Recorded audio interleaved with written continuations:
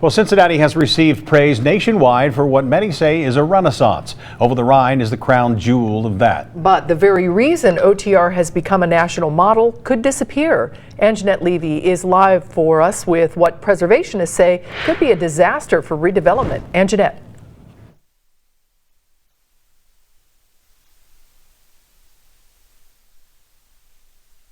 Each time Paul Muller walks through Pendleton, he sees something different. And the park on the other side is finished with the parking garage underneath. The federal historic tax credit was used to turn the old SCPA into loft apartments. Music hall renovations were funded in part by the tax credit, along with improvements to Memorial Hall. But the House tax reform bill eliminates this tax credit.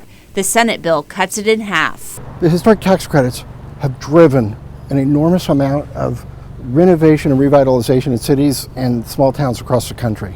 They're really one of the best investments that the federal government has made. Muller is the executive director of the Cincinnati Preservation Association.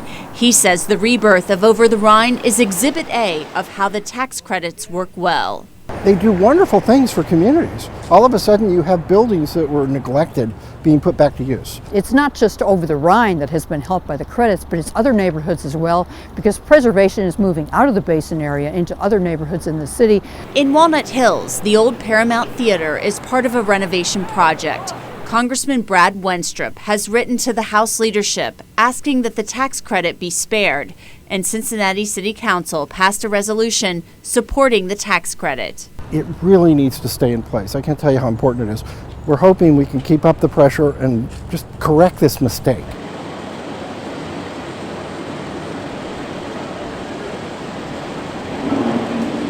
Paul Muller says the tax credit is especially important here in Ohio because developers often couple it with a state tax credit. That allows developers to get as much as 45% of their projects back.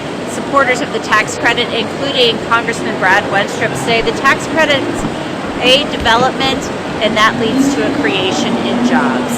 Reporting live from downtown, Anjanette Levy, Local 12 News. All right, Anjanette, thank you.